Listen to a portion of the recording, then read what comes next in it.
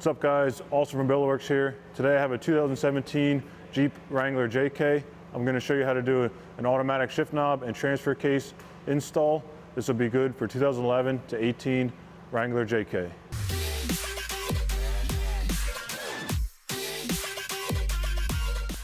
Now that we're inside the vehicle, I'm going to go ahead and get started with the shift knob. I'm going to turn the ignition on, and this will allow me to put it into reverse, and that'll just give me better access on removing the shift knob. I'm not going to start it. I'm only going to turn the ignition on, just so it'll allow me to pop it into reverse.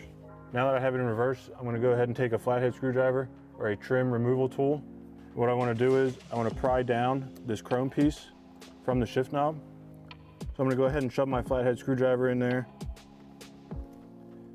and we want to pop that down. It'll take a little bit of force to get off. Sometimes you might want to use a trim piece or a trim tool on the other side as well. And then what I like to do is once you get it in there, I kind of twist the screwdriver, and that'll help force it down. So then once that piece is popped off, you can kind of twist a little bit and pull the knob straight off.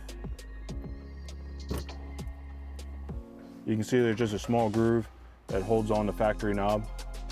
Go ahead and remove the chrome piece. I won't need this anymore. I'm going to take our Billetworkz shift knob. This is our tall teardrop shape and a black with toxic splash. You can see I already have the insert installed in the knob, and I have the set screws also installed in the insert. So what I'll do is I'll just slide this over, and I can set it to whatever height I want. Most people will like to set it down as far down as it'll go. Then if you have an engraving or anything, you can make sure you can align it properly. So since this does not have an engraving, I'm just going to go ahead and place it on here. I'll take our Allen wrench, and I'm just going to snug up each set screw. Then once I have each set screw snug, I'm going to go back over and tighten them. Then once you have all 4 set screws tight, we're finished with the shift knob. Now we can get started on the transfer case knob. So I'm going to put it back in the park. I can turn the ignition off if you want. Now you can see here, I already have the transfer case down into 4 low. This will give me the best angle to pull off the factory knob.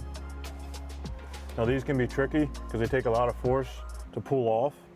What I like to do is twist back and forth to kind of loosen it up while I'm pulling. And you want to make sure when you pull towards you rather than towards your face. That way when it snaps off, it might just hit you in the chest. So you'll see it'll take a fair amount of force to pull off. So like I said, I'm going to twist and pull at the same time. Then it'll pop right off. You can see there's a groove here, and there's also a groove in the knob. That's what kind of holds it in. So that's what makes it tough to pull off.